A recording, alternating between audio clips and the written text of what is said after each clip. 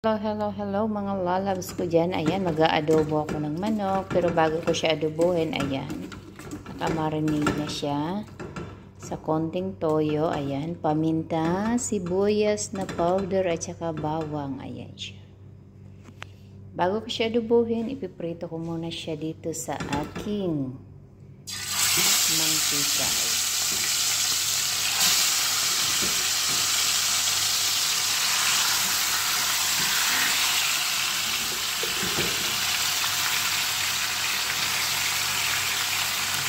Para hindi siya masyadong malansa, prito muna siya. Saka ko siya i-adobo dito. So, yan. Daan kong sibuyas. Diba?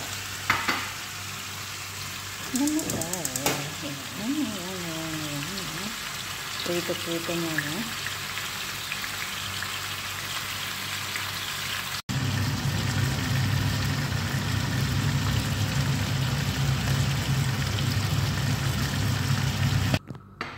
Ito na nga guys, ayan, mag-adobo na ang lola mo.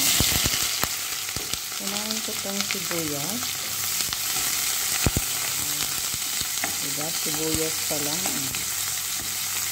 Sibuyas pa lang, panama na.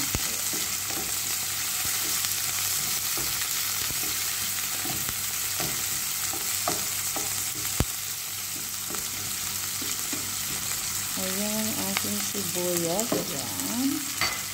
Dinami-damihan ko talaga yun siya. Tapos, ilagay ko na yung Maggi cubes.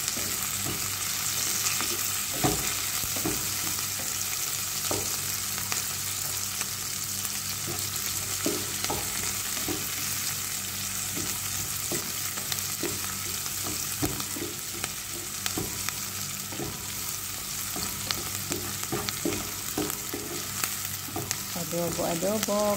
Pero para bukas ko. Bukas ulam kasi gabi na ngayon. Ginawa ko lang siya kasi may time ako ngayon. Bukas dahil na sa oras. Ayan po. Gabi pa lang ginagawa na. Ayan. Ito ang aking gagamitin ginger and garlic na blender. Ayan. Ginger paste.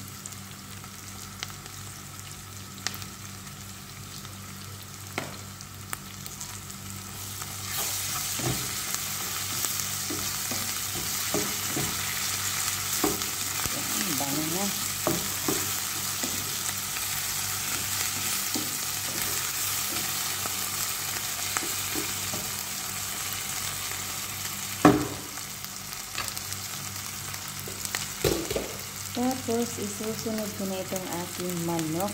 Manok na prunito ko ng konti. Parang hindi siya masyadong malamsa. Ayan. Try natin yung konting prito bago i-adobo.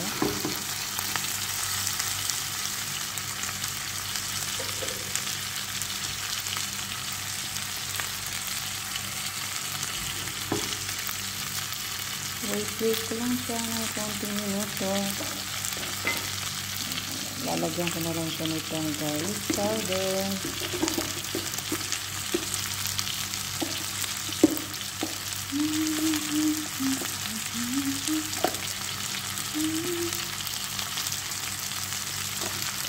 Ayan ang ating garlic powder.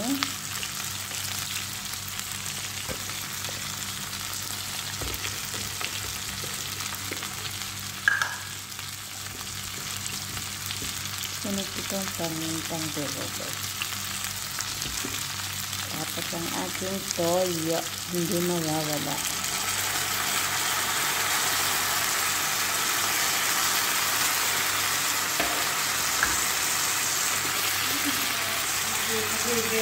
Tapos na silang kumain doon? Ayun, hindi ko sumasali kasi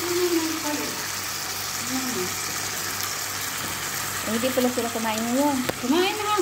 Dinala nila ito dun yung pagkain. Ito na, niligpit mo. Hindi nga ayaw nga ipaligpit ni nanay. Huwag na raw, bamayang na lang. Hindi ka na. Kupay na ikaw, isari ka tawag na natin. Mag-isari ka lang. Hindi ka na ng braso. Ayaw? Saan ka pa dali niya siya? Baka magtawag doon. Aakyat na nakatagpataas nito. Sarado mo kayang amoy ng adobo ko. Ang gulo nito. Ayan ang aking adobo for tomorrow. Ulam ko yan kasi nasa kabilang bayan ko bukas. Magbabaan ako ng pagkain ko.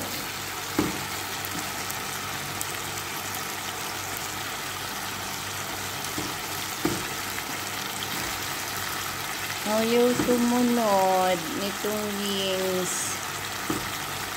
Ayan.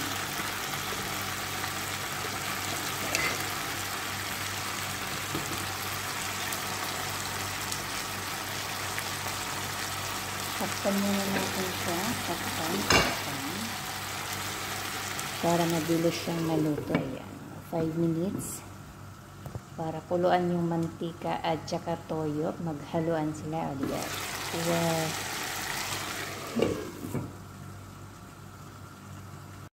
Silipin na natin. Ayan ang ating adobo. Diba parang ang sarap niya. Lagyan ko siya ng konting tubig.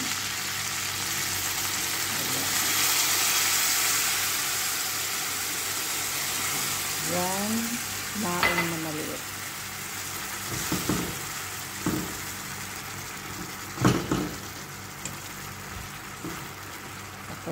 Pakuluin ko lang itong aking adobo.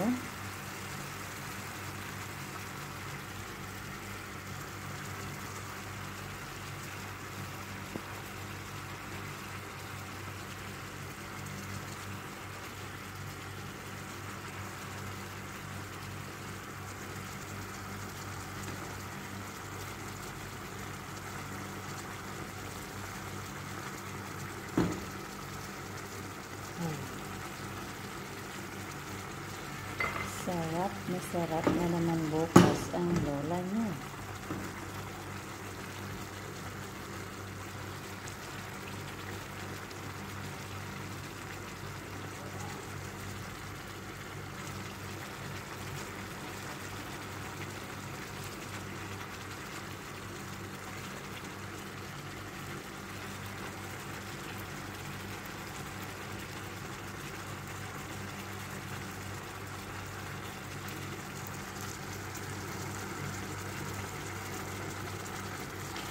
Lumubog ka, ayan. Tignan natin ng konti.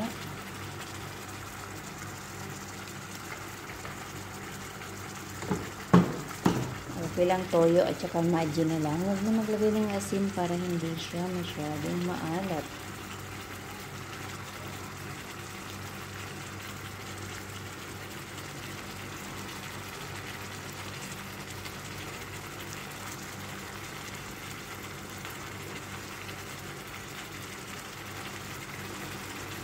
Lalagyan ko siya ng konting curry powder.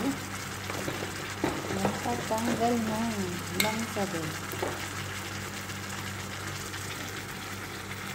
Curry powder, konti.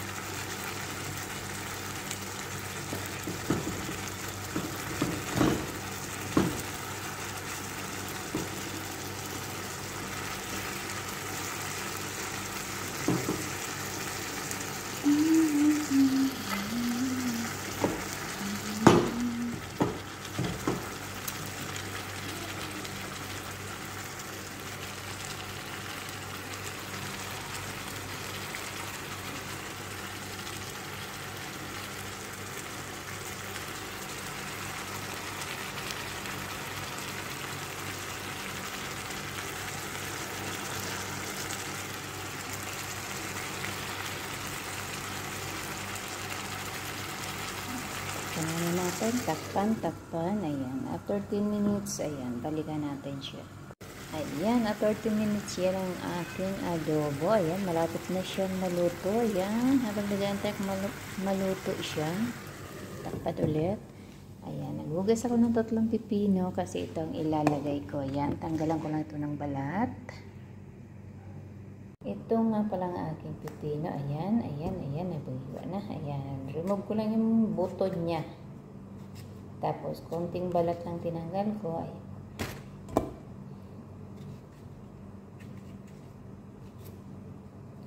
pipino ang ilalagay natin sa ating adobo. Ayan, hiwain ko lang siya na katamtamang hiwa. Hindi na tayo magamit ng chopping board. Ayan. Hinamay lang. No need chopping board. Ayan.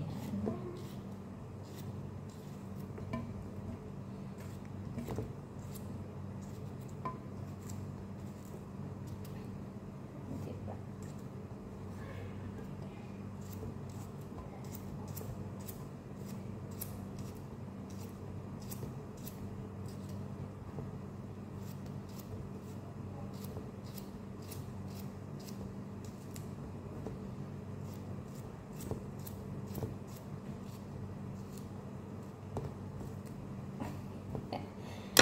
Ito na nga ang aking nalalagay sa aking adobo. Ayan. Pipino naman tayo. Maiba naman. Ito na ang aking adobo. Ayan. Ayan ang aking adobo. Bukas na to sisintensyahan ng inyong lola.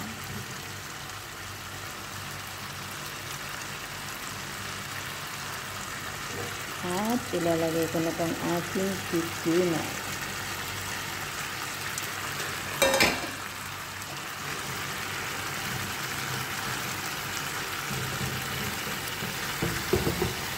Adobong manok na may pipino. Ang likot.